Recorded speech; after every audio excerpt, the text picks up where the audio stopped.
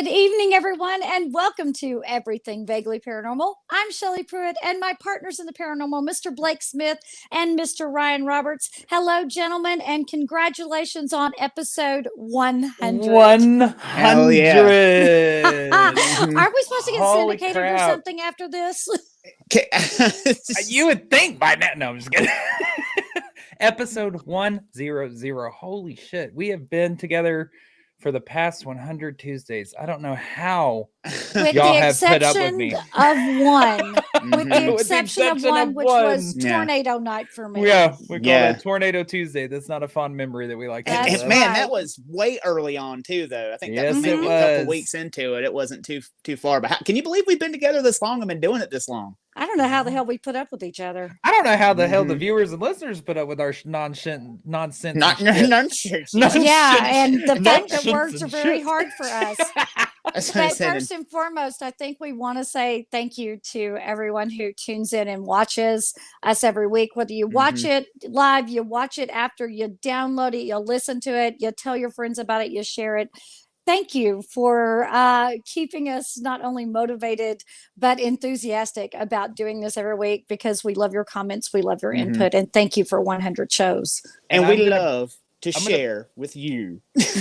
And I'm going to brag on all those viewers and listeners Mhm. real quick before we get into this, because from beginning until now, EVP is now being listened to in almost right under 1,100 cities in 41 countries on 6 continents. Mhm. That is amazing. That is all thanks to y'all. We love y'all for that and your support. So have to just give y'all a shout out for that. we international, baby. I'm still waiting. Hey! I'm still waiting for the Aussie dude to call me his little Sheila. So Australians, get on it, or Scottish. I'm good with the Scots too. I love that Well, accent. You wouldn't be a Sheila in Scotland, I don't believe. No, What but would they you, can what, call me whatever what they would want you with that be? accent. I would don't you know. be like but I a don't little care. piece of haggis? Yeah, I'll be your little haggis. I don't care. Well, tonight, gentlemen, we are talking about Harry Houdini, because Mhm. in all truth, for us to have been on for 100 episodes, we did pull us a Houdini, and it Mhm. has been a magic trick. But tonight we're talking about, probably whenever you think of the name of whenever you think of magic, the first magician's name that comes to your head is Houdini. Then you'll Mhm. get maybe Penn and Teller or David Copperfield, but Houdini is the ultimate magical showman and a big old liar. So So we've been hearing Well, for the that's last couple part- of weeks. That's part of the magic. Come on, Shelley. yes. So, gentlemen, if you are ready, we are going to start Absolutely. talking about the magical Harry Houdini. Absolutely. Let's do it. So it was January of 1927 in 1908 at the Columbia Theater in St. Louis. And Harry Houdini was about to debut his first theatrical performance. The crowd was impressive for the up-and-coming magician, and a large working clock sat on the stage. An oversized milk can sat in the center, and the can had already been poked and prodded and turned upside down to prove to the audience that there was no hole beneath the stage. And the great master of illusion stepped inside the milk can, sloshing gallons of water onto the stage. Houdini was about to do something that looked like a really bad idea. He was handcuffed with his hands in front of him, his hair parted down the middle, and he wore a grave expression on his face. His blue bathing suit revealed his exceptional physique, and holding his breath, he squeezed his entire body into the water-filled can, and the lid was attached and locked from the outside with 6 padlocks. A cabinet was quickly wheeled around the oversized can to hide it from view of the audience. On the giant clock, time ticked away as the audience waited for Harry Houdini to drown. 2 minutes later, panting and dripping wet, Houdini emerged from behind the cabinet. The audience broke into thunderous applause, and the cabinet was whisked away to reveal that the oversized milk can was still padlocked shut. And during his lifetime, no one ever managed to figure out how he had escaped. Yeah, that's a big note for me. Nope. I am claustrophobic as hell as it is, and I would nope. Claustrophobic, fear of drowning. I'm good. I have a terrible fear of Yeah. drowning. Yeah, that no. So Houdini was actually born Eric Weiss in Budapest, Hungary on March 24th, 1978 to Cecilia and Rabbi Mayer Samuel Weiss. He was the fourth of six children, five boys and one girl. And his father also had a son from a previous marriage. And with anti Semitism on the rise and conditions looking bleak for the Jewish people in Eastern Europe, Harry's father immigrated from Hungary to the U.S., and he had a friend that lived in the small town of Appleton, Wisconsin. And once there, Rabbi Weiss helped to establish a small synagogue for the Appleton Zion community. In 1878, young Eric, nicknamed Airy or Harry, as his mother Cecilia called him, and the rest of his father joined his family. Eric was only 4 years old, and his name was changed to Eric, spelled Ehrich, Weiss, Weiss, courtesy of the U.S. immigration officials. But his love of America was so great that he would later claim that he was born on April the 6th in Appleton, Wisconsin. Now, although an educated man, Rabbi Weiss was not destined for success in America. The congregation soon decided that he was too old-fashioned for them and let him go after only a few years. And despite being able to speak 3 languages, German, Hungarian, and Yiddish, Rabbi Weiss could not speak English. This was a major hurdle for a man trying to find a job in America. But young Eric performed his first magic trick at his cousin's bar mitzvah, pulling a rabbit out of a hat. And he was only 7 years old. I was watching video games at that time, but cool. I mean, Yeah, we were so busy playing Pokemon. There you go. on the Game Boys, like this. Not Pokemon Go like y'all have it these days. No. Now, in December of 1882, Harry's father moved the family to Milwaukee, hoping to find better job opportunities. And with the family in dire financial straits and often hungry, the children got jobs to help support the family, including 8-year-old Eric. The boy worked odd jobs selling newspapers and shining shoes and running errands. And it was here on the street that he developed his dazzling showmanship. And he learned the art of working a crowd.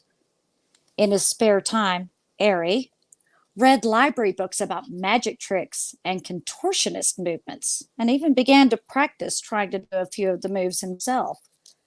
The boy was just drawn to performing. At age 9, Airy made his first appearance on stage in a 5-cent circus.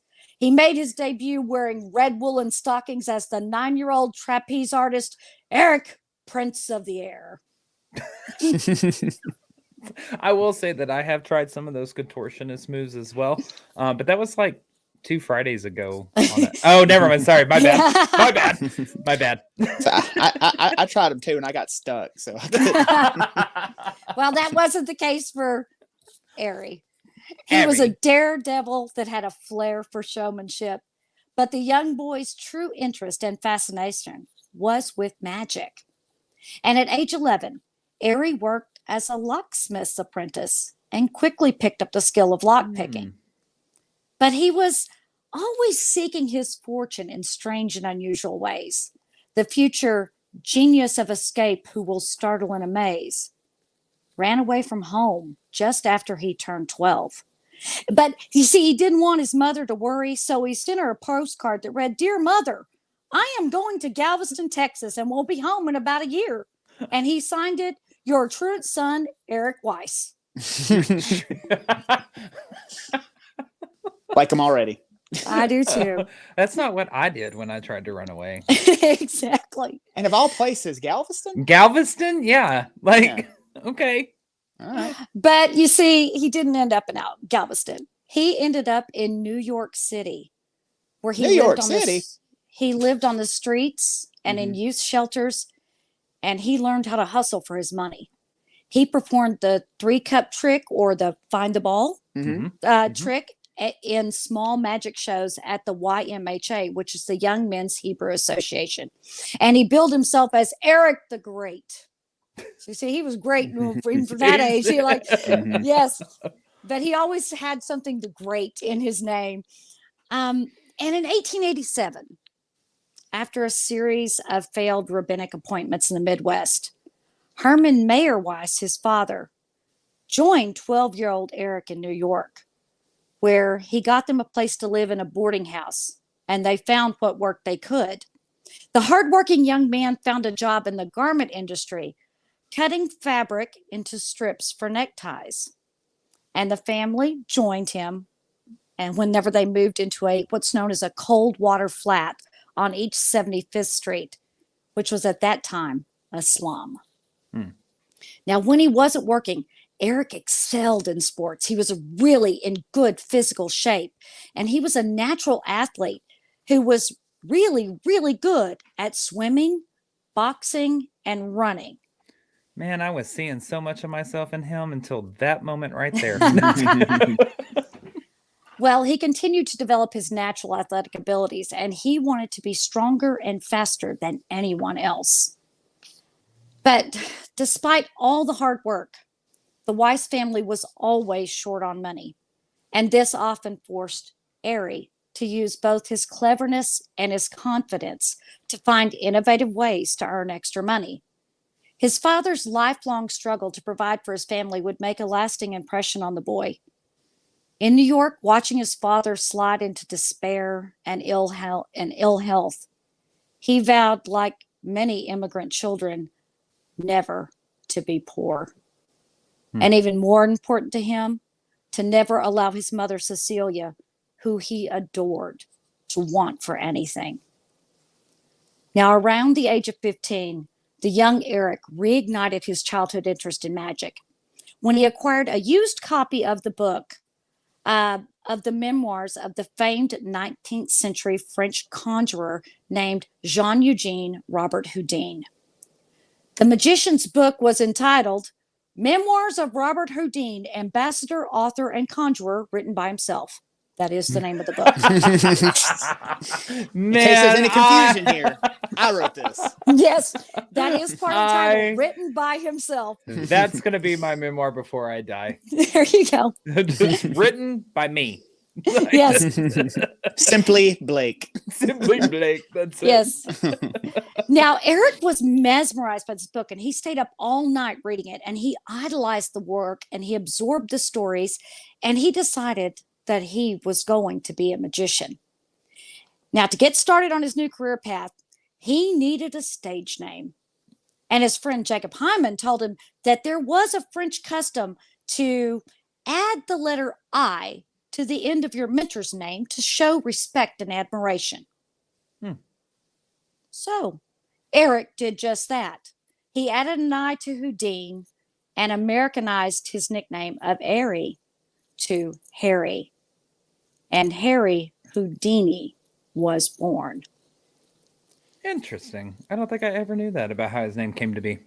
Now, in the late 1890s, the newly named Houdini partnered with his friend Jacob Hyman, who I guess didn't think he needed a stage name, and they put together a show. And by 1891, they were performing card tricks and coin swaps and disappearing acts at the Huber Museum in New York City under the name The Brothers Houdini. They weren't brothers, but that was what they went with. And they actually became pretty popular, and they landed a show at Coney Island during the summer. And sometimes they performed up to 20 shows a day. Holy shit. That's a lot. That's a lot of shows. And that's a big, Coney Island was a big deal back then too. Right. And they don't really tell us. I couldn't find anything to say how long the shows were. They could have been little 10, 15-minute shows that people would pass by and see. I'm sure they were not on any kind of stage or anything like that. They got to perform their little magic shows. I'm sure they were pretty short, but they never, I really couldn't find how long these magic shows were. But sometimes, I guess, depending on how much you wanted to hustle, how many people were there, they would perform to 20 shows a day. And it's around this time that Houdini did something smart. Remember, he's a youngster. He's a teenager. He purchased a magic trick called Metamorphosis that involved two people trading places in a locked trunk on stage behind a screen. And now many magicians buy and sell their tricks from each other, so this isn't an uncommon practice. But he had the foresight to buy this trick.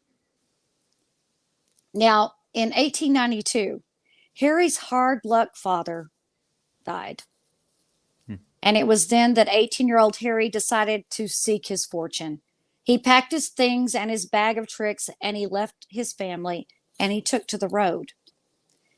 In the 1890s, small cities and towns had very little in the way of entertainment, especially not live entertainment. Burlesque shows and vaudeville acts were usually confined to the big cities. But when a traveling circus came to town with its exotic animals and high-wire acts, it was a major event. So Harry planned to capitalize on the opportunity and spread his name. The brothers Houdini joined the circus. Now, it turned out that Harry's partner, Jacob, he wasn't really cut out for the life of a traveling performer, and he left the show between the late 1893 to 1894. But not to worry, Harry's younger brother was willing to take his place. Houdini and his brother Theo, now calling himself Dash, were touring as the brothers Houdini and performing with the freaks, the snake charmers, and the belly dancers. My kind of people. Mhm. Yes. Although I will say, hold on, before we go any further, we did have a comment say, at least it wasn't the brothers Hyman. Mhm. I damn near lost it on that one. Sorry. They really had to break the cycle and get out of Oh, this. God, Ryan. That's enough. This is episode 100. Behave yourself. Yeah, we have it for the last 99. Why should we start today? Go ahead with your fabulous story. So their act consisted of, they shuffled cards, they did sleight of hand tricks, and they read the minds of the people in the audience. And Houdini began to promote himself as the king of cards. He likes to go by a lot of different monikers, doesn't he? Yeah, he does. That year at the World's Columbian Exposition in Chicago, they first performed the act known as Metamorphosis, but with a few improvements to the original. Harry was bound with a rope and tied in a sack, and then locked in a trunk that his brother Dash encircled with rope. A curtain was briefly pulled around them, and when it was tossed aside, Harry was free and Dash was tied in the trunk. Now, that wasn't necessarily so impressive. What was impressive was the speed that the transfer took. It was mere seconds, and the audience was astounded. And when they returned to New York, they began to play on the dime museum circuits.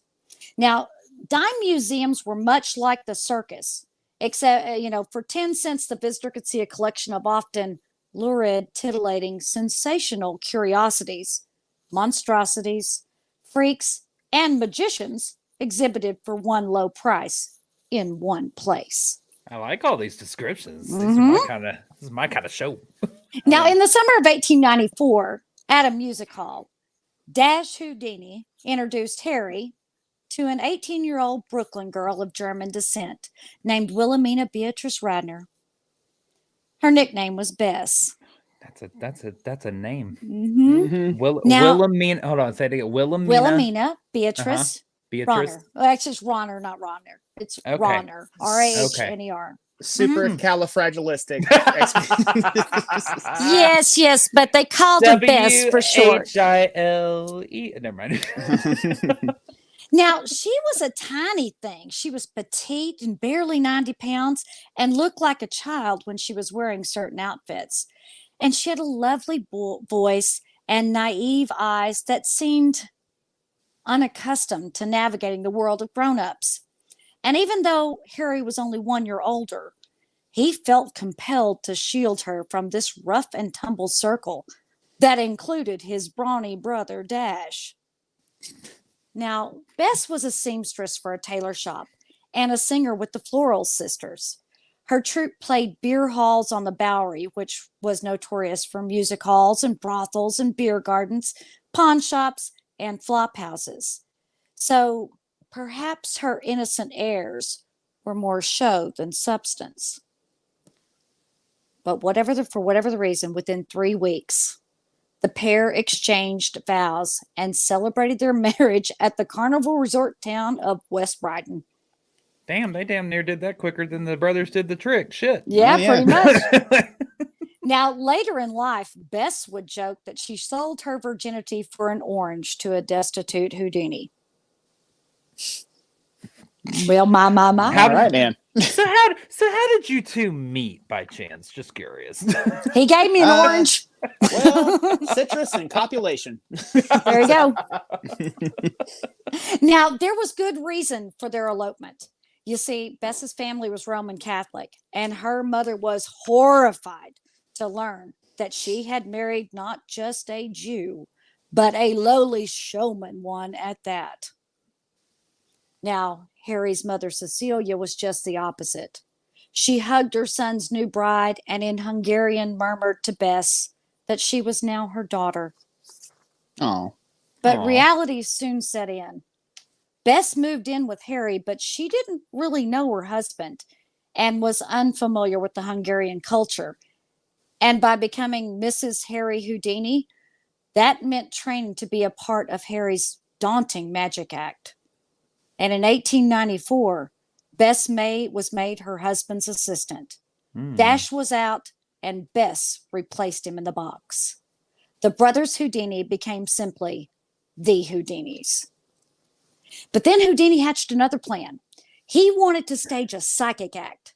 They were all the rage on the vaudeville stage at the time, and Harry wanted to teach Bess to appear to be a psychic. But you see, Bess was terrified of black magic and any kind of dark art and fortune tellers. So one night, in an attempt to alleviate her fear, he asked her to write the name of her deceased father, which she had never told him, on a piece of paper. And then she was to burn it in a gas flame that he had lit. Well, she did as directed and then handed him the ashes. Harry grabbed the ashes and began to rub them furiously on his forearm, and appearing etched in bloody letters on his skin was the name Gebhardt, her father's given name. The hell? Bess screamed in horror and ran out of the apartment. And when Harry finally caught up to her outside, he calmed her down by reassuring her that it was only a trick. Now, I found no explanation as to how he did it. None. Mm-hmm. None. So he rubs the ashes on his forearm, and in bloody markings, her father's name her, appears. Yes, this is her story. Yeah. And this is from her. This is from her. Not him, the notorious Not him. This is freaking actually liar that we know he this is can from be. her. This is one of the stories that But- she told.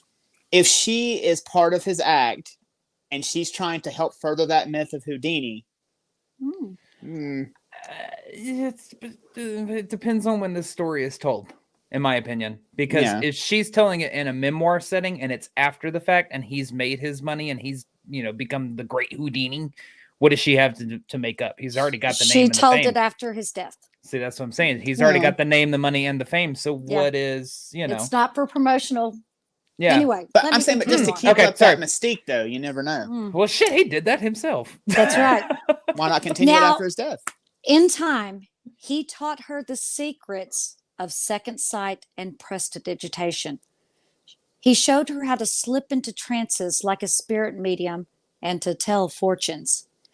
And at the shows, Professor Houdini would take a coin from a volunteer in the crowd, and Bess, on stage, would reveal the date inscribed on the coin. He would take business cards from spectators, and Bess, she would announce the name, the full name of the person on the business card.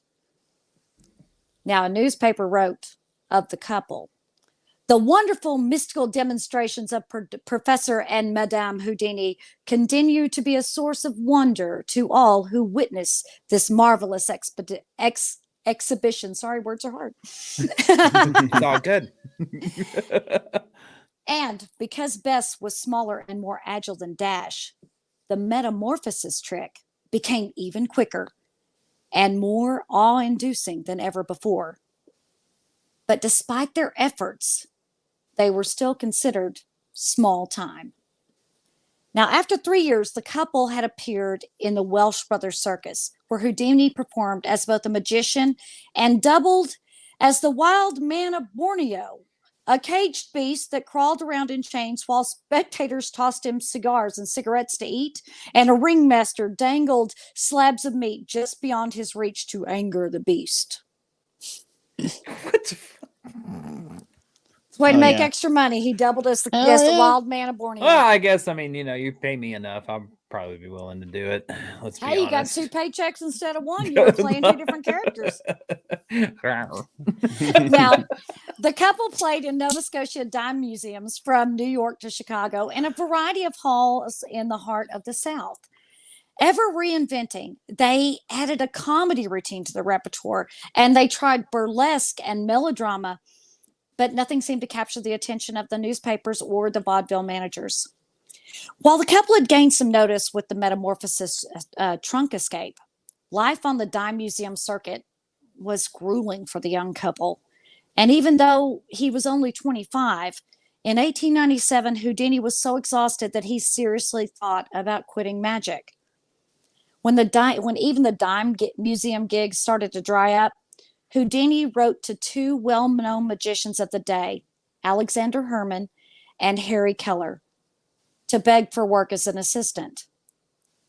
But they said they didn't need him.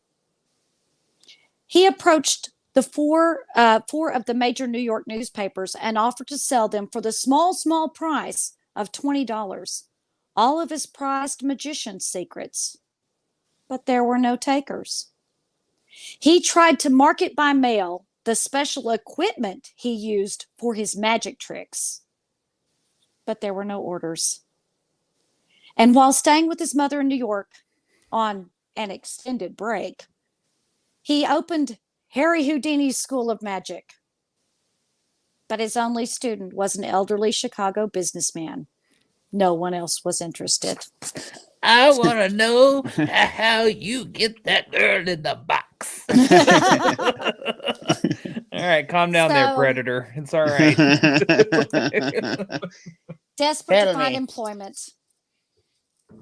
find employment, he came up and found Dr. Hill's traveling medicine show, the lowest rung on the ladder of entertainment. Barely able to afford the rail ticket, the Houdinis joined Dr. Hill in Kansas, where they performed on a wagon stage and occasionally in small town opera houses. Between shows, the magician sold toiletries and miracle elixirs. The great Houdini had become a snake oil salesman. Damn. But Dr. Hill saw something in Harry. And one day, Hill floated the idea of performing a different sort of act on Sundays. Something that would, as he put it, rouse the goddamn suds on Main Street. He asked if Harry could do a seance. Smiling confidently, Houdini replied that he could raise the dead in every county. Now, while Houdini toured the prairie in 1898, the advertisements read, "Houdini the Great will give a Sunday night spiritual seance in the open light." And at the shows, the volunteers would tie and chain him inside a cabinet where a guitar, a horn, and a tambourine were placed upon a table. And when the lights dimmed, the spooky concert would begin. And after a few moments, the cabinet door would blow open to reveal Houdini still roped and tied, showing that he was the psychic conductor and not the player of the instruments. I'm going to try this shit at the next location we go to. I just need a horn, a guitar, and a tambourine. If anybody has one I can borrow, thanks. Now, at that time, there was a merging of spiritism and stage magic. Mm-hmm. It was customary for a cabinet medium to be restrained when turning out the lights. And after all, if not restrained, a crooked medium might slip into a sheet or to fake an apparition or use their foot to raise or tap on the seance table. And mediums were indeed considered the very first escape artists. Now, in 1897, an article entitled "Spiritual Ties" exposed the ways that a crafty psychic could free themselves of their restraints. And it was not done by some miraculous occult force, but by means of false bolts, hidden keys, and just enough slack in any rope. And although Houdini did use these tricks, his intellect was the real tool of his trade. Occasionally, he would pretend to put Bess in a trance so she could answer audience members' questions from the spirits. But most often, he was the celebrated clairvoyant who was able to communicate with the other side. But you see, Harry considered himself a psychic detective. He prepared meticulously for every seen and unforeseen occurrence. While performing in a town, he would traverse the graveyards and take down the names of the dead to toss out during seances. He would comb through hospital records and visit boarding houses and dining halls to eavesdrop on gossip. And sometimes he would befriend a local tipster who would fill him in on tragedies and family histories. The dead were always active when Houdini came to town. But he began to notice something, that when he gave a seance, only using his wits without cheating or use of any kind of informant, his work was still very convincing. Houdini said, no matter what I pulled, someone in the audience was pretty sure to claim it as a direct message. When I noted the deep earnestness with which my utterances were received, and that I was being considered a medium of far more than ordinary psychic power, I felt that the game had gone far enough.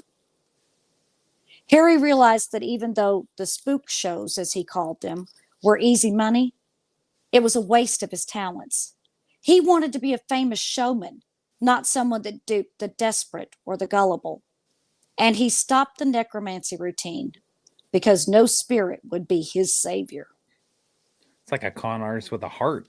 Yeah. Like, I don't want to take the desperate's money anymore. Here's the thing. He didn't want you to believe it. He wanted you to know it was all a trick. That was part of the thing, was to figure out the trick, to be marveled and amazed at the trick. These people were believing him. And that's what he found false. Yeah. He didn't want them to believe him. He wanted to know it was a trick, and he wanted them to try to figure it out. And that was, kind of his whole thing. He wanted you to know he was an illusionist. Although now, I found out the name of your memoir. The dead are always active when Shelley comes to town. Oh, yes. Or the dead are always active when Shelley disappears and runs down the basement without I think it should be the devil's always busy when Shelley comes to town. That's more accurate. Yeah.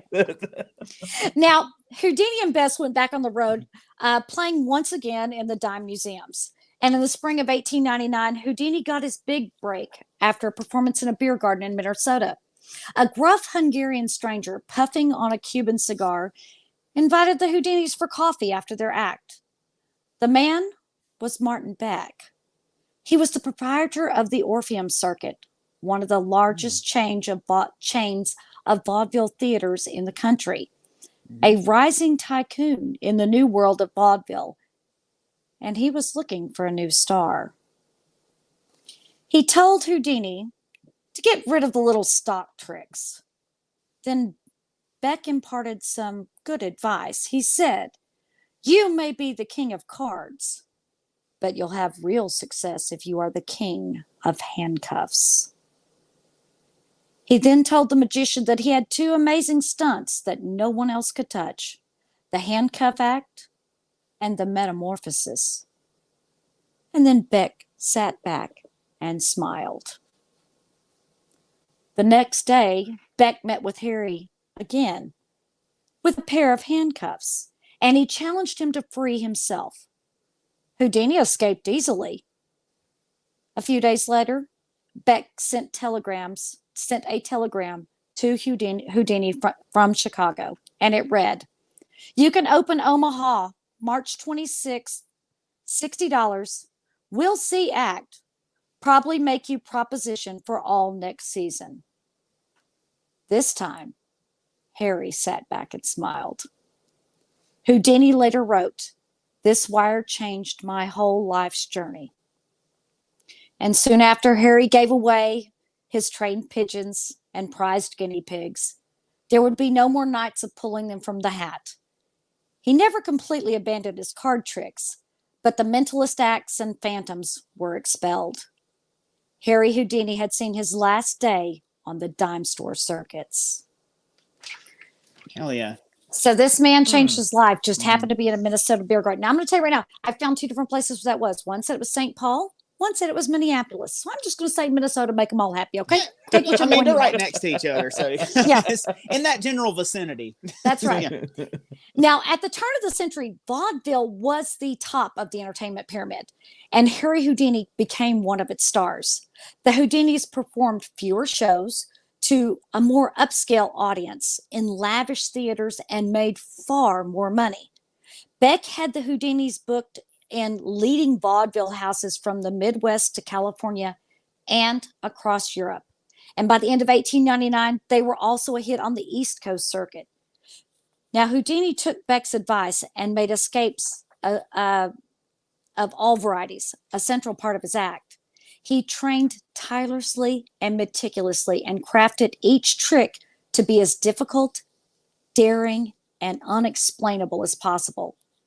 And he was equally adept at utilizing the power of the press. You see, Houdini was one of the first celebrities to use the press for self-promotion. He developed and perfected basic routines with his own flourish that would make him a legend. Harry performed jail escapes and public stunts to lure people into the theaters. And the jail escapes were performed usually after being strip searched and put into shackles by police. He began challenging audiences to tie him up, lock him in handcuffs. The routines were a huge success. And in 1900, the newly christened King of Handcuffs set sail for England and played to sold-out crowds across Europe. And he would spend the next 5 years overseas, becoming a truly international star. Now that September, what? Go ahead. King of Cards, King of Handcuffs, Harry the Great. Harry, I love all his monikers. Yeah. Yes, exactly. He just kept changing it. He kept reinventing. Now that September, Houdini makes the bold statement that no jail cell could hold him. Well, the German police force decided to take him up on that challenge.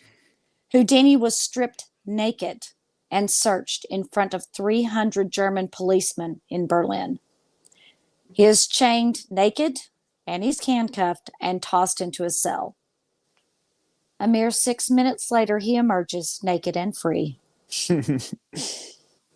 Now, I will tell you that women were not allowed to attend if he was naked. They made the women leave. But they would make him perform it naked. Yeah. And somebody said sounds like a BDSM fetish to me. We can talk about a little bit of that after I'm done with I this. mean, he may have been, you know, what he was into. I mean, he may. Yeah, you never Shame, know. leave him alone. Yeah, no, we Yeah. don't. Go on with your bad self. But you see, not all were fans of Houdini. And in 1902, he came up against the Kaiser's formidable police force when an officer from Cologne accused him of fraud. Rather than backing down, he charged the policeman with slander, and he sued him. Now, Houdini actually won this case, but not before he had to reveal some of his methods of how he escaped to the courts, which Houdini did not want to do. But he had always said, I said it was a trick. So he did not commit slander. But that barrage of publicity only heightened his popularity.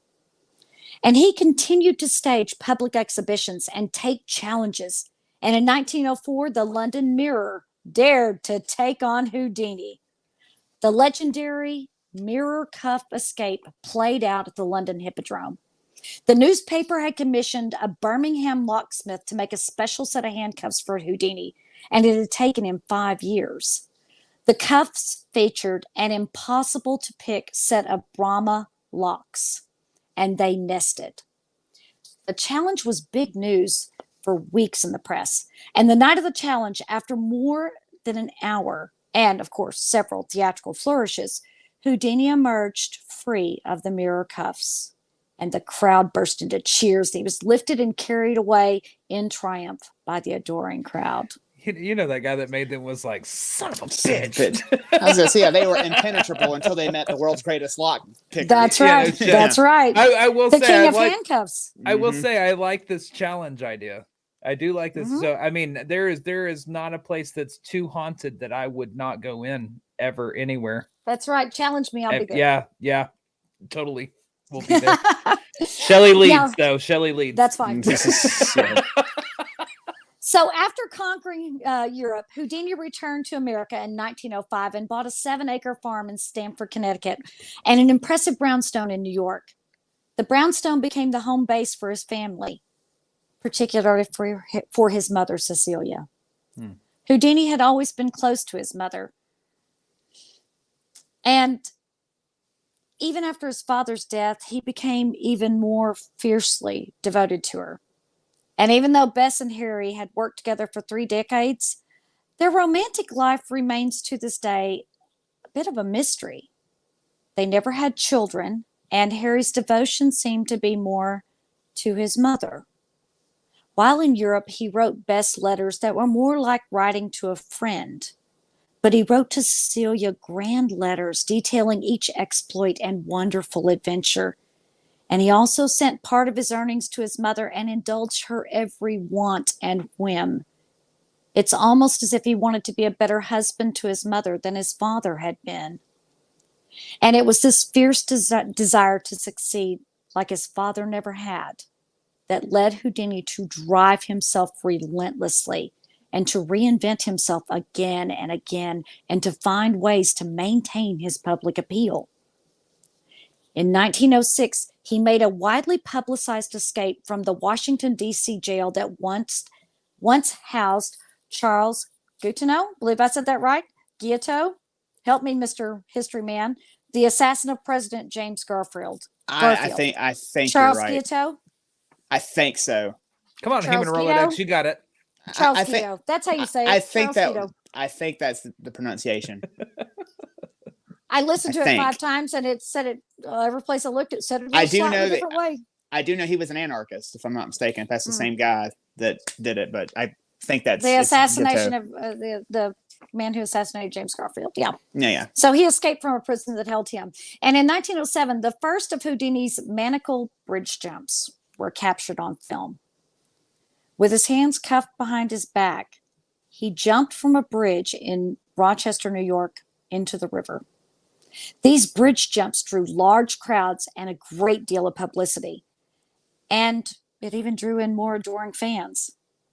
He did it initially to pay off a bet. Houdini had boasted that he could jump manacled from the Waylock Bridge and free himself underwater. Now, baseball manager Al Bruckenberger bet him $1,000 he couldn't. So Houdini spent a week in preparation for the bridge jump because the year before, he had gotten a cramp when he jumped from the Belle Isle Bridge into the freezing Detroit River. So he prepared himself by taking ice baths in his home and working his way down to below 40 degrees. And this was overseen by his brother and physician, Dr. Leopold Weiss. The paper stated that Harry's mother was greatly concerned, and she came to Rochester with him to be present when he did the stunt. Houdini arrived at 12:30. He stripped down to a pair of white shorts, and in front of 10,000 spectators, he was shackled by a police officer with 2 pair of handcuffs. He climbed to the top of the bridge and jumped. 10,000 people held their breath. 15 seconds later, Houdini emerged from the depths, free and swimming to shore, balancing the handcuffs on the top of his head so he could swim with both arms. Now that's just showing off. Mm-hmm. But for Houdini personally, the Rochester escape was the most memorable for one reason. That night he wrote in his diary, "Ma saw me jump." No, he loved his mama. He did love his mama. In 1908, Harry Houdini, the world handcuff king and prison breaker, needed, this is what he's billing himself as now, needed a new act. He was 34 and had worked in show business for 15 years. And as a beginner, he had performed with trained monkeys and bearded ladies. And a few years later, he had done tricks in a tuxedo with a boutonniere. In Europe, he had pulled off such stunts as escaping in 1903 from the Siberian transport cell, a metal safe on wheels that was used to haul political renegades off to prison. And indeed, he was an affront to authorities everywhere. He had conquered inspectors from Berlin to Scotland Yard, who chained him up and then watched bewildered as he broke free. But now he had to conquer America all over again. And this is when he introduced that famous milk can escape, reminding the audiences that failure means a drowning death. It was his first on-stage death-defying water escape. Now, after developing a passion for aviation while in Europe, in 1909, Houdini bought a French-made Volson biplane and became one of the world's first private pilots. Dude was doing everything. Now, the magician did crash on his maiden flight in Germany, but he continued to practice, and eventually he set his sights on becoming the first man to pilot an airplane in Australia. And during his tour of Australia in March of 1910, Houdini hopped behind the controls of his, I believe it's called a Volson. I'm not an aviation person, but I believe that's the correct pronunciation, and made 3 successful flights near Melbourne, each only a couple of minutes long. The Aerial League of Australia certified Houdini's display as the country's first powered and controlled flight. But some historians have since argued that the record actually belongs to Colin DeFree, an Englishman who had made a brief flight a few months earlier. In 2010, Houdini and DeFries were both honored with a series of stamps commemorating the centennial of the powered flight in Australia. Now, Houdini still continued to claim that he could escape from anything. And in September 1911, a group of Boston businessmen challenged Houdini to attempt his most bizarre stunt of escape to his career to date. They challenged him to escape from the belly of a 1,500-pound sea monster that had washed up on the city's harbor. Now, historians still aren't sure what the creature actually was. It's been described as everything from a whale to a leatherback turtle. But Houdini was up to the task. As thousands of spectators looked on, he allowed himself to be handcuffed, shackled in leg irons, and wedged inside the stinking carcass, which was then wrapped in chains and placed behind a curtain. And Houdini emerged triumphant after just 15 minutes, but admitted that he nearly suffocated to death by the fumes from the chemicals that were used to embalm the beast. As much as I wanted to find a picture of this, I couldn't find one that was trustworthy. I was going to say, like, how long after it washed up on shore did they decide, hey, we're going to get Houdini to come over here and escape? He said he would try to escape from anything, and they said, okay, boy, let's see. Yeah. But he did it.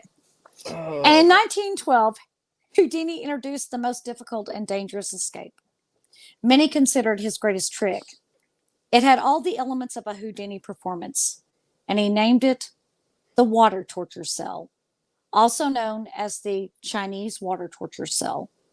But Houdini himself always called it the USD, or the upside down trick. In this escape, Houdini would have his feet locked in a pair of heavy stocks, and he would be lowered upside down into a tank of water. The cell would be concealed behind a curtain cabinet, and after several suspenseful minutes in which the orchestra would play Diver, Houdini would burst from the cabinet free, and the cell would still be securely locked. He had the water torture cell built in England at a cost of more than $10,000. $10,000 in 1912 money. Okay. The frame and heavy stocks were made of Honduras mahogany and nickel-plated steel with brass fixtures. The front consisted of a plate of half-inch tempered glass, and the apparatus weighed around 3/4 of a ton and held 250 gallons of water. The first public performance of the water torture cell occurred on September 21st of 1912 at the Circus Busch in Berlin, Germany. The water torture cell would go on to become a staple of Houdini's act, and it was the best representation of everything Houdini. It required extensive training, brilliant technical conception, skilled design, great physical strength, stamina, and of course, a highly dramatic presentation. And Harry was performing in Sweden when he received word that his beloved mother, Cecilia, had died. Hmm. This was in 1913. He reportedly fainted and wept uncontrollably when he came to. Damn. The man who was hailed around the world as a real-life Superman, through tears, admitted, "I am what would be called a mother's boy." And he would grieve for his mother for the rest of his life.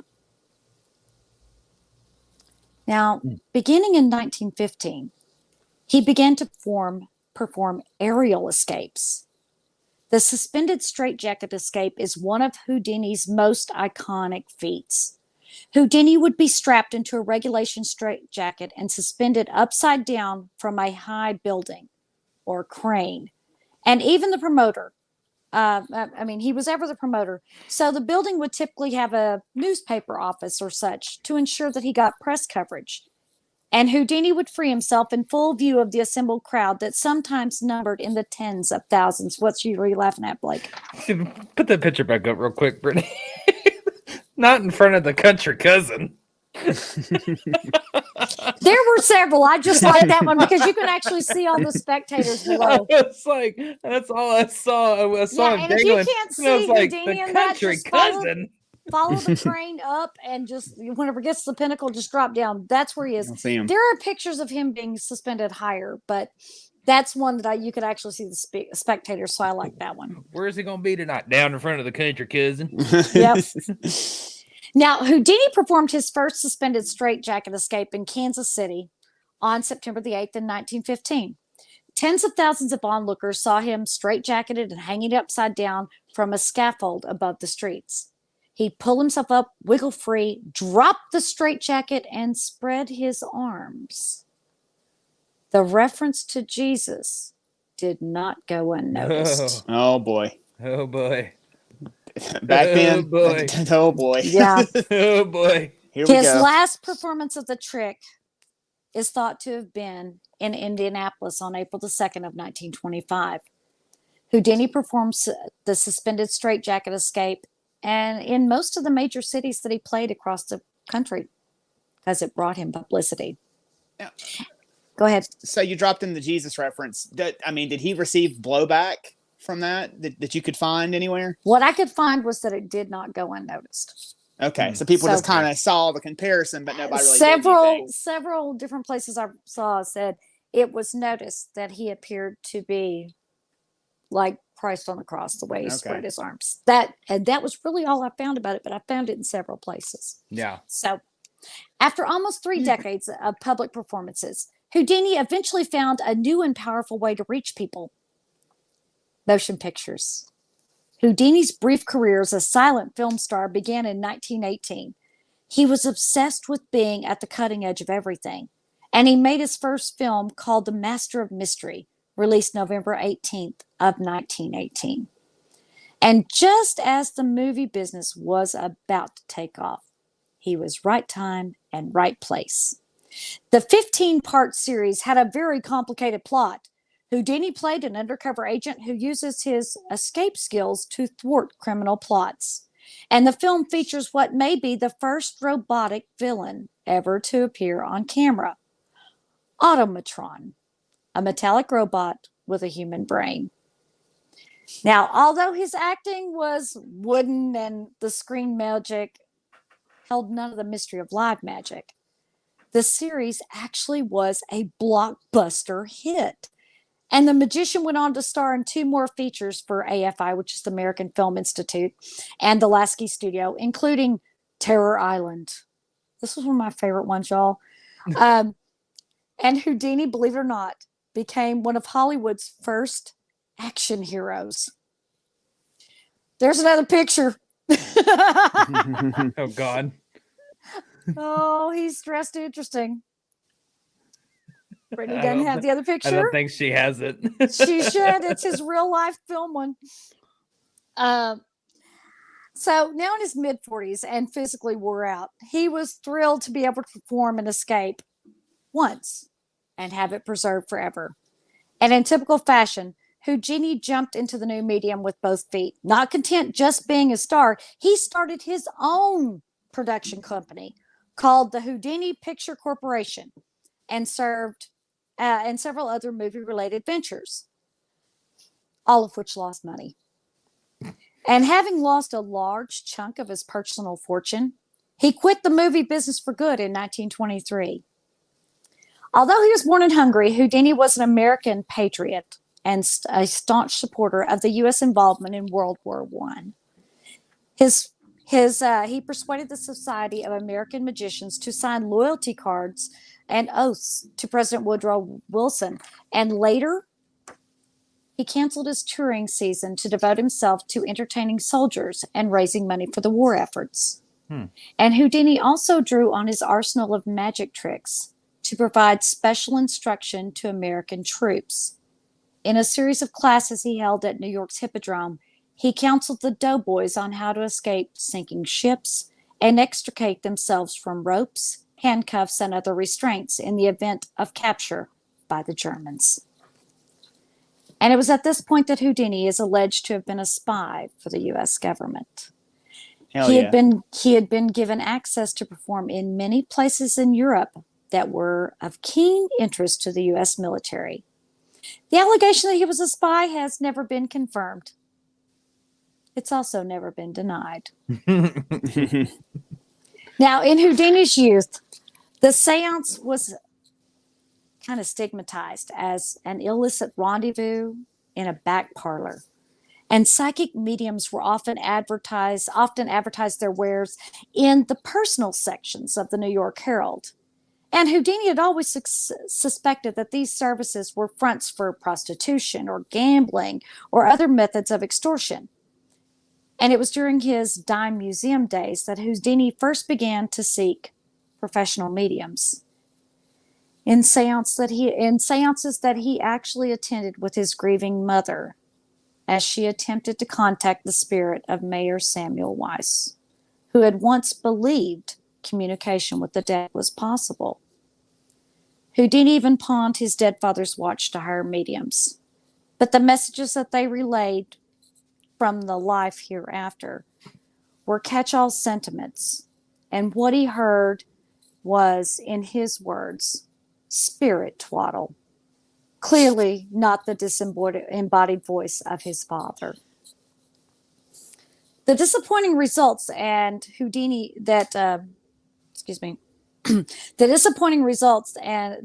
encountered on the flam circuit had convinced him that there was no such thing as a genuine medium or mediumistic powers. He had seen many things in his life, but no marvel that he found unexplainable. And at the end of World War I, there was a huge surge in people believing in spiritualism. With millions of young men dead from the war, their grieving families looked for ways to contact them beyond the grave. Psychics, spirit mediums, mystics, and other charlatans emerged to fill this need. Houdini was curious, but skeptical.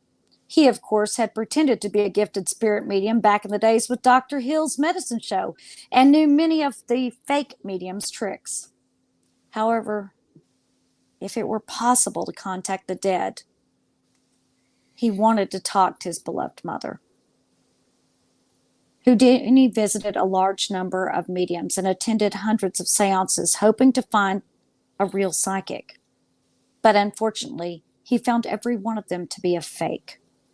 In 1920, he became friends with Sir Arthur Conan Doyle. The creator of Sherlock Holmes, the most logical man in popular literature, was paradoxically devoted to spiritualism. Doyle was convinced that he had communicated in seances with his son Kingsley, who was wounded in the war and had died in the influenza epidemic of 1918. The two great men exchanged many letters debating the truthfulness of spiritualism. And in their relationship, Houdini was always the one looking for rational answers behind the encounters, and Doyle remained the devoted believer. Arthur Conan Doyle also wrote books announcing that humanity has entered into a new relation with the unseen. He believed that Harry Houdini himself actually did possess supernatural powers. Now, Houdini was flattered, but he disavowed any special abilities.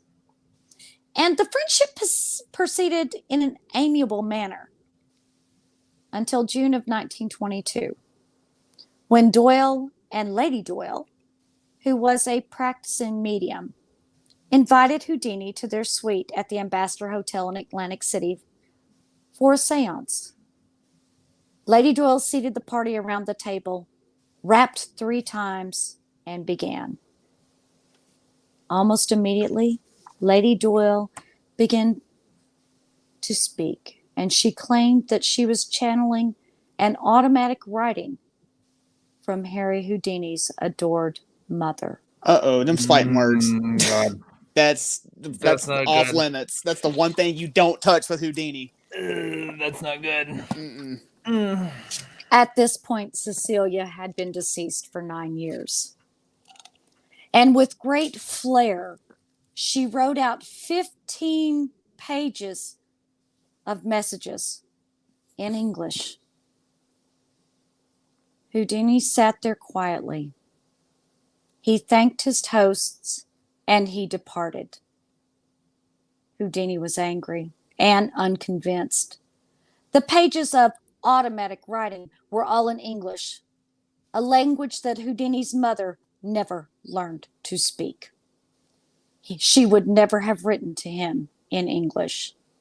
He wanted to reach his mother, but he knew that spiritualism was a con. And in that moment, the Doyles had made him their mark.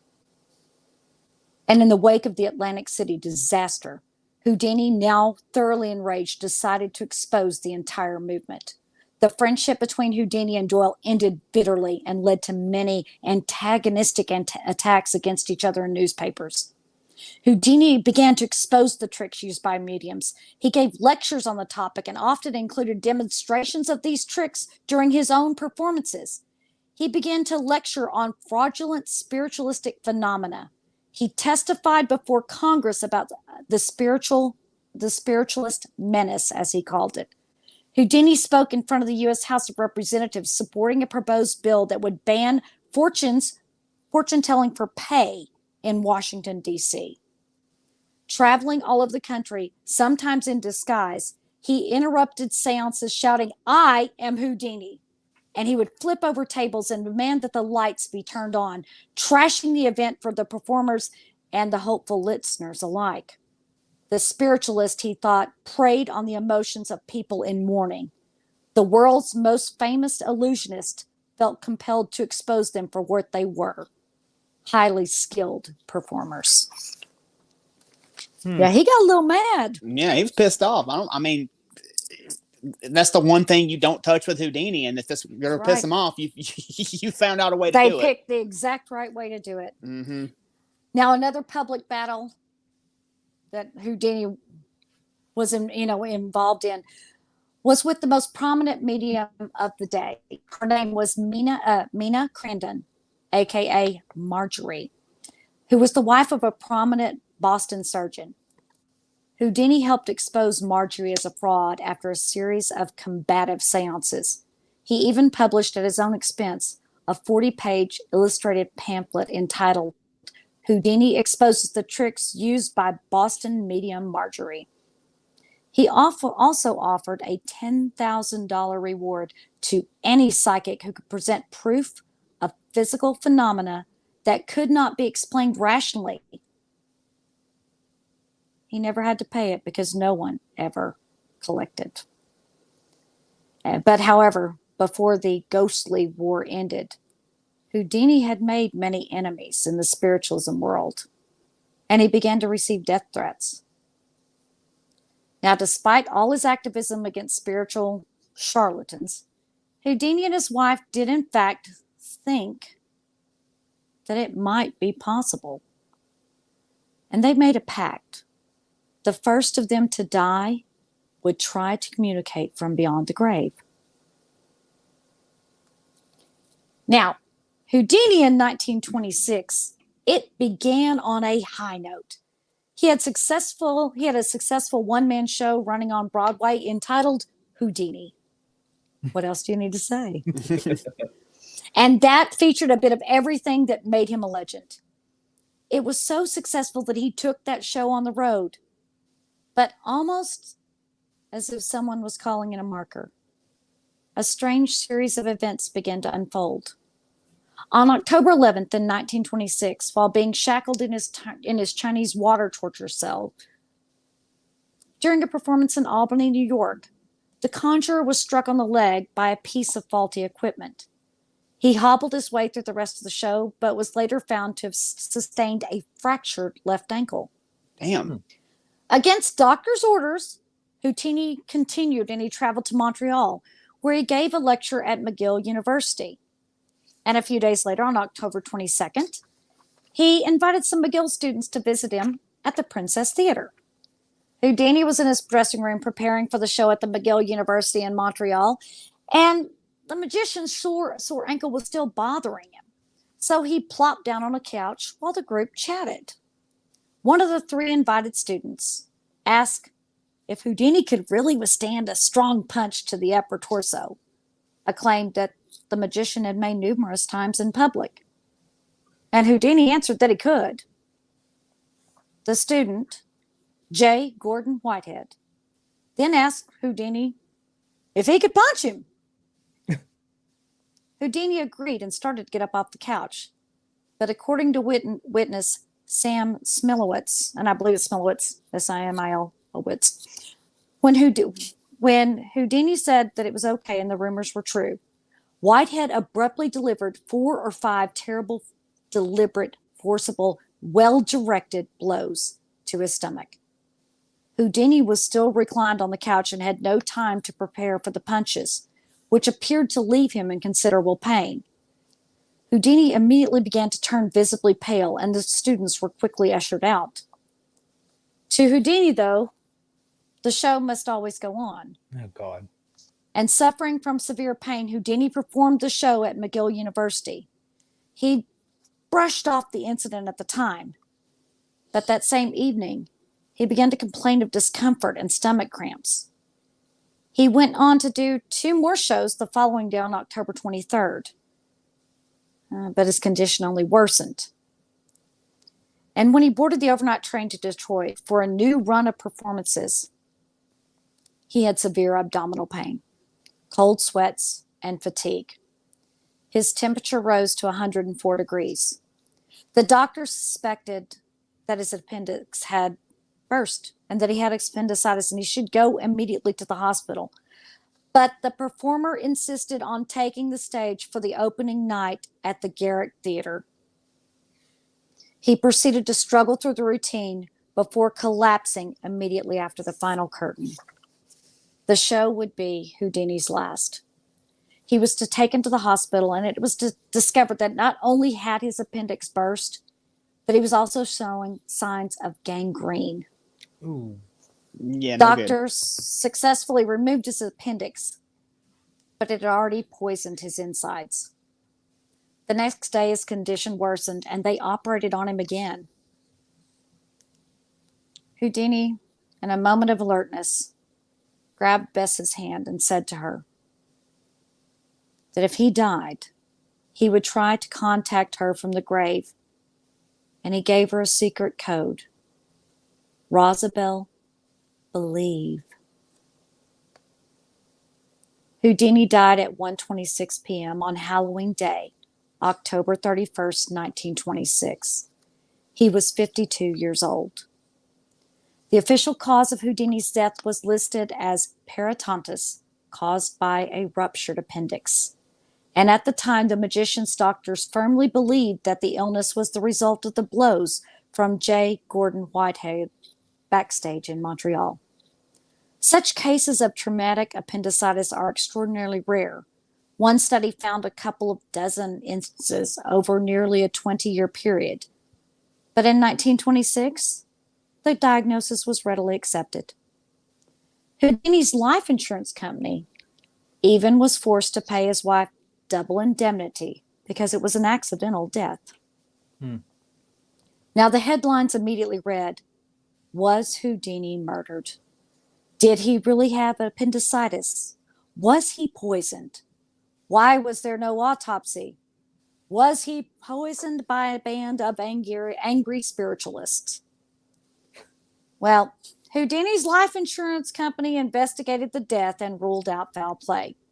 But for many, the uncertainty regarding the cause of Houdini's death still lingers. Banner headlines, long obituaries, and a crowded public funeral in New York marked Houdini's passing. The world knew it had lost one of the most original and beloved entertainers of all time. Houdini's funeral was held on November the 4th, 1926 in New York with more than 2,000 mourners in attendance. He was buried in Queens, New York at the Montclair Cemetery with the crest of the Society of American Magicians inscribed on his grave. Now, for years after his death, Beth attempted to contact Houdini through seances. But Houdini never contacted her from beyond the grave. And before her 1943 death, Bess Houdini declared the experiment a failure. Oh, Magic. damn. Magic, I know. Very, very sad. It's like, I shit. Now- Right at the heartstrings. Oh, I shit. know. Magic challenges our sense of what's real. And Houdini wanted to challenge the ultimate reality of death by risking it over and over. His first escape was from poverty. He was the ultimate immigrant success story. He was a diminutive liberty holding aloft an empty pair of handcuffs as his torch. He was the outsider who fought his way out of the darkness and into the bright light of fame. He was a show-off, a tease, and a provocateur. His constant reinvention was like a rebirth, a limitless freedom that he asserted again and again, guaranteeing that no chain of steel or of society could hold him. Houdini often said, "My brain is the key that sets me free." And it truly did. His innovation, stamina, drive, and determination elevated him into the rare air that very few ever dream of breathing. For him, there was no room to fail. Few performers have ever captured the public imagination like Harry Houdini. From his breakthrough in 1898 to his death in 1926, Houdini was one of the world's most popular entertainers. Harry Houdini was a true star of the stage and screen, and that will never die. And for now, he's just changed his venue. Wow. Harry Houdini, come forward. And I'm going to tell you right now, he is the biggest liar because to even put this stuff in order is very, very difficult. Don't put in the comments, Shelley, you have this out of order. No, I don't. I had to go through newspaper articles to verify some of this stuff. Well, So what do you guys think about old Houdini? so Houdini, I mean, the man is so prolific. He became a verb. To pull a Houdini means to That's like right. get something, Yeah, you know, yeah. like Yeah. It means to do something extraordinary, or Yeah. it also means to disappear. right, exactly, a vanishing act. Yes. And his legacy still lives on to this day because if not for Houdini, we wouldn't do what we do because we want to figure out if something is claiming to be supernatural. He is a debunker. Exactly. You want to debunk, you want to like prove without a shadow of a doubt, hey, this is what this is. Number one. Number two, he was also a precursor and like forerunner to James Randi's paranormal challenge too, because if you know who James Randi was, he would offer $1 million for somebody, for a psychic or someone to claim, you know, who claimed they had extraordinary powers to show up To and prove it. it. Yeah. And I think he recently just died, and I don't think he ever paid out his $1 million either. Mm-mm. So, I mean, also, you were talking about his wife and the seance that they would pull. Now, I know that they would pull it every Halloween, and they would broadcast it live on the radio for years and years until she finally was like, okay, no more. But I do know that to this day, if I'm not mistaken, Penn and Teller and other magicians still get together on Halloween and attend a seance trying to contact Houdini. And to this day, he has never come through. There are seances held every year at Houdini's Grave and at various locations. There's one in Appleton, Wisconsin, where, again, he changed his own birth date and said he was born there instead of in Hungary. And they still have them there. There are Houdini seances on Halloween all over the country, and not just in the U.S., all over the world. They do them. And Houdini would hate that shit. He'd be like, I already told you this shit's not real. Like, I'm not talking to y'all. Y'all are idiots. But it is something. And actually, Bess would attend some of those. After his death, she would attend. And she never got Rosabelle Believe, which was the code. Never heard it. Nobody ever did. And that she revealed that code pretty much just before she died, so that no one could ever dupe her.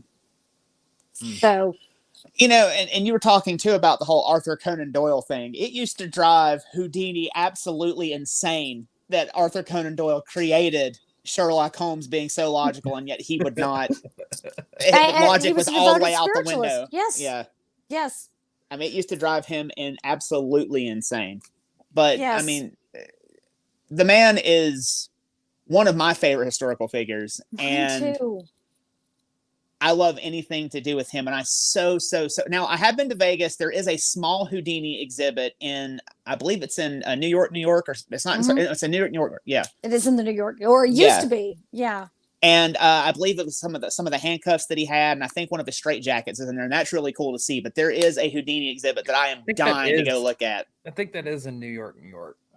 I think I will tell you a lot. And again, I cut out a lot of stuff, y'all. I cut out the whole part about him being chained and thrown in a coffin-shaped box into the harbor in New York, and it's sinking, and he had to get out. There's a lot of things that Houdini gets credit for trick-wise that can't really be verified. One of them is the catching the bullet in his teeth. Now, I'll tell you this, Houdini meticulously did every single trick. He worked it out. There was very little room for error, and it was always as safe as it could be, but there was always a risk of death with them. He made them as safe as he could. And this catching a bullet in his teeth, we're not sure if Houdini ever did it or not. There was an Englishman who actually is the first one to do it, and the guy actually died on the stage. And the way this trick is done is you bring an audience member up on stage and you tell them to fire the gun, and the magician is supposed to catch the bullet in his teeth. It goes through usually a plate of glass or a light bulb before it gets to the magician. You're supposed to, and they're supposed to catch it. You should go and watch the Houdini series on how they do this. They don't reveal it all, but they don't think Houdini ever actually did this trick because they could never find it documented anywhere except one place. In an article that was found, it was 3 lines that was in, I believe, a Vanity Fair magazine. Turns out the article was written by Houdini, published after his death. He's the only one who ever made reference to him doing it. But he knew. I love this man. He knew his brand and continued to build his brand. I mean, because he probably wanted to make sure his wife was taken care of after he died. So he was also one of the first performers to ever have a life insurance. He took out a life insurance policy on himself. He knew he did stupid shit. So man, I mean, I can't wait to leave behind articles to publish in newspapers after I did. Well, newspapers are still a thing. yeah. I said, but he was probably still trying to build that mystique because say she did write an autobiography of herself, or say she did write a book about Houdini. He wanted her to have money, so why not build that mystique even after you're dead to have people be interested in what you are and have like a slow leak of articles coming out every so often. Now, a fun little side note that his brother, Dash Houdini, he actually continued to be a magician, and he worked under the name of Houdini. And he and actually Houdini would, they did this fake rivalry to kind of promote their shows and stuff. So if you wonder what happened to old Dash Houdini became Dash Houdini, and I will tell you one thing that I'm trying to tell you these little side notes that I didn't have time to tell you a full story about.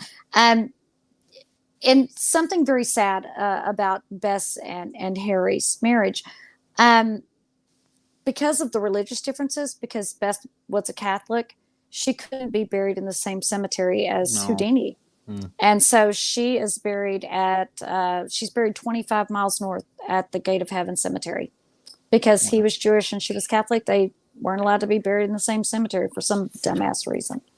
Now, let me know if this is true or not, because I want to say I'm remembering this, and I'm sure you did all the research, so you would know.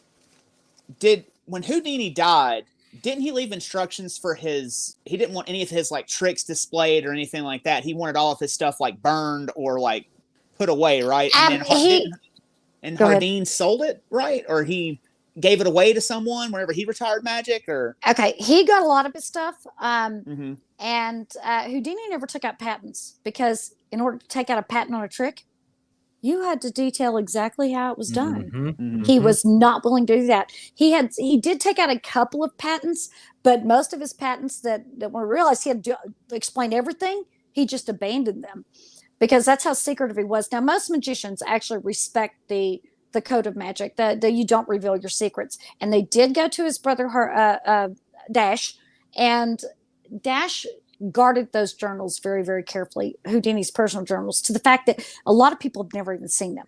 Some pieces of them have been sold and have been released, but it wasn't sold by Dash. They kind of, went somewhere. Actually, the Chinese water torture cell trick is actually owned by David Copperfield. He owns a lot. He owns a lot of Houdini's tricks and things like that, which is why at one point he was one of the greatest magicians that you'd see David Copperfield. He's going to walk through the Berlin Wall. Cool. Make the Statue of Liberty disappear. Cool. He very much modeled everything he did after Houdini, the grand style, the showmanship, and the flair. Yeah. So, gentlemen, anything else you want to say about Houdini? Did I answer questions? I'm going to tell you right now, this dude lied. He lied on everything. He built himself up. He's changing his names. He was reinventing. I just think it's amazing. So, gentlemen, final thoughts? I mean, he was the master. He was the master of illusion, and so in order to maintain that air of mystery about him, of course, he's going to lie in some of his own documentation and write things in his own voice to fit his narrative that he wants to fit. So, I'm not surprised that you had one hell of a time piecing his story together. But I do think that he was one of the absolute greatest masters of illusion and magic, if you will. Escape artist, whatever you want to call him. He was great of his time. He is a very fascinating character. And I think that he definitely set the bar really high right from the freaking get-go for everybody that was to follow him. So yeah, very interesting. I agree, and I would love to own something of Houdini's. That'd make me so happy. And I think we have that missing pic loaded up that Brittany's going to throw up for us so people can see what he was dressed in the movie. This picture made me laugh. That was considered an action hero. Okay. That was a 1920s action hero right there. And that is from Terror Island. And y'all, I laughed. I could not help it. That was a funny picture. I'm like, I'm putting it up there. Anyway. So, my final thought on this is that I think that this man, of course, brilliant. You have to admire the fact he pulled himself from nothing and became the greatest showman on earth, other than perhaps P.T. Barnum, who was a little ahead of Harry Houdini. But a lot of the things he did, he revolutionized a lot of the entertainment industry that you see this day, as far as the public spectacles, and he utilized the press to promote himself. He was brilliant in many, many things, including the art of deception. But the one thing that he would not deceive you on was that it was all just a trick. Yeah. So with that, I hope you enjoyed Harry Houdini. And so, Blake, why don't you tell them everything they need to know? Shall we? Well, first things first, in light of the 100th episode that y'all so graciously tuned in for tonight, woo, our brand new show, After Dark with EVP, premieres tomorrow at 9 p.m. only on Paraflix Paranormal Plus. September 27th. Tomorrow night. This is going to include some never-before-seen evidence, as well as special guest interviews, as we talk our paranormal adventures with other investigators, as well as the haunted location owners themselves. So if you haven't done so yet, make sure you go and download Paraflix, as that's going to be the only way you're going to be able to see this show. Tomorrow morning, we're going to be posting up our Linktree link to our Facebook. So make sure you are going to the Everything Vaguely Paranormal Podcast Facebook page to find that. That's going to include a few things, which is that link to the Paraflix, where you can sign up, and make sure you use our code AFTERDARK25 for 25% off your annual subscription. It's going to also include a link to our online merchandise store. We have got logo, t-shirts, coffee mugs, all kinds of things on there. Make sure you go and check that out. And you'll also see a link to our public investigations. We're currently, I believe, sold out on tickets. Yes, we are. I had to run that through my brain. Sorry. We're going to be putting some more on there. But make sure to follow our Eventbrite page to be notified when tickets become available. Like Shelly just said, we are in talks about putting some more on the calendar. There is also our Patreon page to help support the show. This is just $5 a month. You instantly unlock well over 100 Patreon exclusive bonus videos, which include 30-minute pre and post broadcasts, behind the scene moments, special video casts, and Paracon speaking events. We're also offering that 7-day free trial to those of y'all who want to check it out before you purchase it. I mean, you think we behave on here? Go check out Patreon. These links are the absolute best way that you can directly support what we do. Your support goes directly to the show and other spooky adventures that are coming later this year and into next. Some of which are in pre-production as of now. So we greatly appreciate your love and support for us through your shares, your comments, your likes as well. As always, any comments, stories, questions you got, you can share those with us. They can be submitted to the evppod@gmail.com. That is THEEVPPOD@gmail.com. Like, share, and subscribe. So thank you guys for joining us tonight on Everything Vaguely Paranormal. Gentlemen, congratulations on episode 100. You as well. Shelly Pruitt, and these are my partners in the paranormal, Mr. Blake Smith and Mr. Ryan Roberts. Thank you for tuning in. And as always, we will see you next Tuesday. Bye. Bye-bye.